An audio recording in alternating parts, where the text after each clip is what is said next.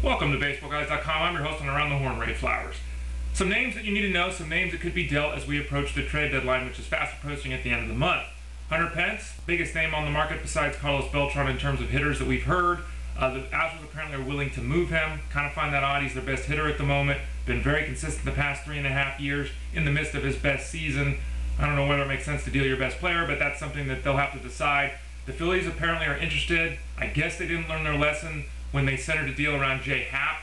Vance Worley's a very nice arm, someone who's going to have potentially a very long and successful career, but not a dominating pitcher at all. If he is the key piece in return for a Hunter Pence, Astros aren't doing a very good job moving him. Ryan Ludwick is another bat in the outfield that could be moved. He's a 270, 25, 90 type of hitter. Obviously those numbers are down a little bit this year because of the fact he plays at Petco. He's really more of a six hitter. I mean, if you're a good team, if you have playoff aspirations, he's probably a guy that extends your lineup. He's not a difference maker, but a lot of teams could use that pop, and if he got out of Petco, he could deliver it. DeJesus and Coco Crisp are two A's that apparently are on the market. Coco Crisp continuing to steal bases at a phenomenal rate this season after doing it last year. The rate he's shown the last year plus dwarfs anything he had done previously in his career. It's a bit surprising, but he's continued to do it. Issues with Crisp are always his health. If he's out on the field, he can be effective. Anyone that adds him gets a plus defender and a guy who could obviously make a difference on the bases. DeJesus, solid bat, does everything well, but nothing great. He's really struggled with the A's after being a very good hitter for a long time with the Royals. More of a depth guy. I worry about DeJesus getting moved to a team which might use him as a fourth outfielder, not an everyday player, though that's not much different than the A's have used him the last month or so. Be careful if you're a DeJesus owner, though the right move could really boost his value. Two Royals to look at, Melky, Cabrera, and Francoeur. Two guys having phenomenal seasons, both on pace for their best fantasy seasons of their career. Aspirations of 2020, all of that. I don't know where it's coming from. Royals say at this point they're only going to deal one of the two. I would suggest dealing both of the two. Neither one of these guys is going to repeat next year what we've seen from him this year. Be careful with both these guys as well if you're a fantasy owner of either one. If they get dealt, it's very possible they can end up being a fourth outfielder type, losing that playing time. Both Francoeur and Cabrera desperately need that. They don't own great skills. They only put up good numbers because of that playing time.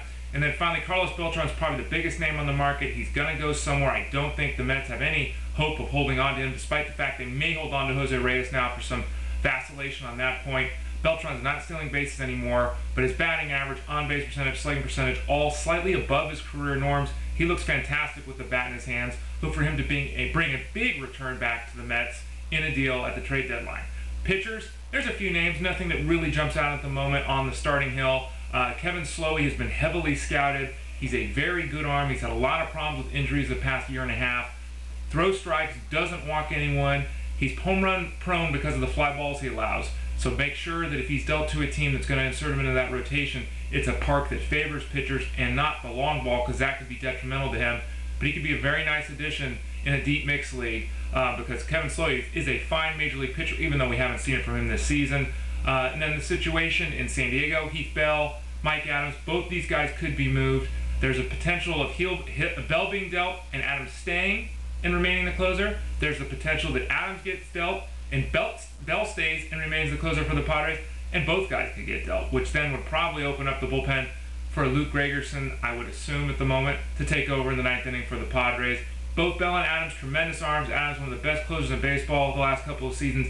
Adams, one of the most dominating hurlers in Major League Baseball since he joined that club in 2009. The two biggest names in the relief market. The third name in the relief market is Jason Isgrinhausen of the Mets.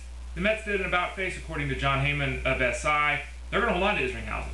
Everyone thought they would move him at the deadline. Apparently, the Mets are going to hold Isgrinhausen. They're going to let him work the ninth inning. They're going to have him mentor Bobby Parnell, who they do think will be their closer moving forward. Isgrinhausen's only a handful of saves, under 300 for his career, and I guess that's another reason for the Mets to keep him around to get a little bit of publicity. So those are some of the names on the trade block as we approach the trade deadline. I'm Ray Flowers, BaseballGuys.com. Thanks for joining me on Around the Horn. I'm going to take a breath. I'll talk to y'all again soon.